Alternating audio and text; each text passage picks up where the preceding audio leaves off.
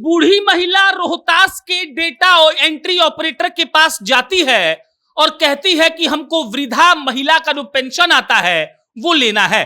Data operator साहब उस महिला से 400 रुपया का डिमांड करते हैं और पीछे से एक पुरुष आवाज आती है जो पुरुष कहता है कि देखिए गरीब है छोड़ दीजिए, लेकिन डेटा एंट्री ऑपरेटर साहब मानते नहीं है और 400 रुपया महिला खिड़की के माध्यम से ऑपरेटर साहब को देती है। वो पैसा लेते हैं और अपने जेब में डाल देते हैं। ये कहानी हम खुद से नहीं सुना रहे हैं, राष्ट्रीय जनता दल का ऑफिशियल फेसबुक पेज जब आप खोलेंगे तो ये कहानी आपको दिख जाएगी। बकायदा आरजेडी वालों ने इसका वीडियो पोस्ट किया है, वीडियो खूब वायरल हो रहा है और उस वीडियो में आप ये समझ सकते हैं, देख सकते हैं कि कैसे एक वृद्ध महिला से एक और डेटा एंट्री ऑपरेटर साहब रोहतास में महिला पेंशन के नाम पर 400 रुपया मांग रहे हैं।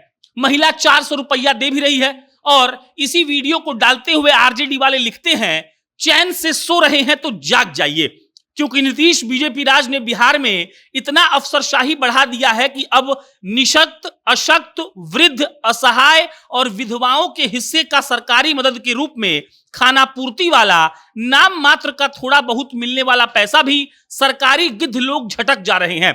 सरकार ऐसी बनी है कि सरकारी बाबुओं का भ्रष्टाचार सर चढ़कर नाच रहा है। बिहार सरकार की योजनाओं में भ्रष्टाचार का बोलबाला देखिए। रोहतास में डाटा एंट्री ऑपरेटर ने वृद्ध पेंशन के लिए बुजुर्ग महिला से वसूल लिए 400 रुपए। सोशल मीडिया पर घुसखोरी का वीडियो हुआ वायरल और इसको देखकर नीतीश भाजपा गर्व से फूले नहीं समा रहे हैं। अब आप इसका मतलब समझिए, ऐसा नहीं है कि आरजेडी वाले बहुत दिन के बाद ऐसा कुछ डाले हैं। अगर आप राष्ट्रीय जनता दल के ऑफिशियल फेसबुक पेज पर या ऑफिशियल एक्स अकाउंट पर जाएंगे तो आपको दिख जाएगा कि इनकी टीम कितना बेहतरीन काम कर रही है।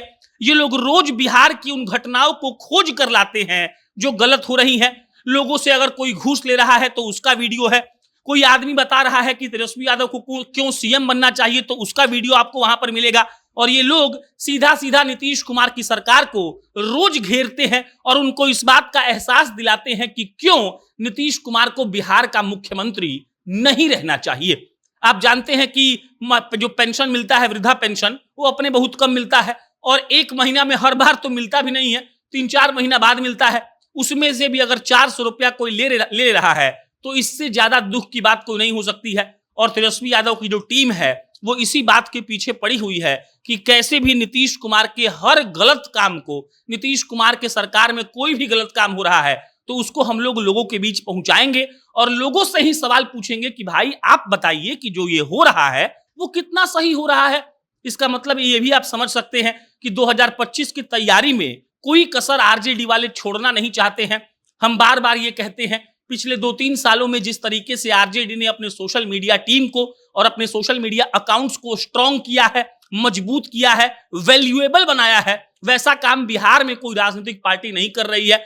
और जिस तरीके से प्रतिपक्ष का काम करते हैं भाजपा वाले, उसी तरीके से तेजस्वी यादव प्रतिपक्ष का काम कर रहे हैं और ऐसा काम कर रहे हैं कि सबको देखने में मजा भी आ रहा है, सबको सरकार की खामियां भी पता चल रही हैं और सबको यह भी पता चल रहा है कि नीतीश कुमार कैसे बिहार को ठग रहे हैं या फिर कैसे नीतीश कुमार जो कहते हैं वो पूरा नहीं हो पाता है। मिला जुलाकर तेजस्वी यादव जो हैं वो इस बात को लेकर बहुत सीरियस हैं कि हमको लोगों तक उन तमाम बातों को पहुंचाना है जो बात लोग नहीं जानते हैं और जो बात लोगों तक पहुंच ही नहीं पाता है।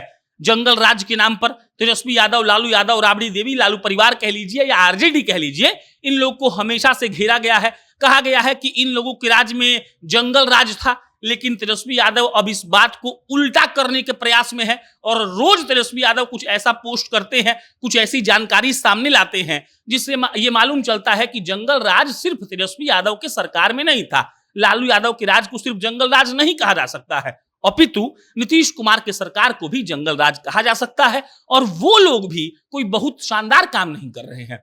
बाकी आपका इसके बारे में क्या सोचना है कमेंट बॉक्स में बताइएगा। मेरा नाम प्रशांत है, बहुत बहुत धन्यवाद।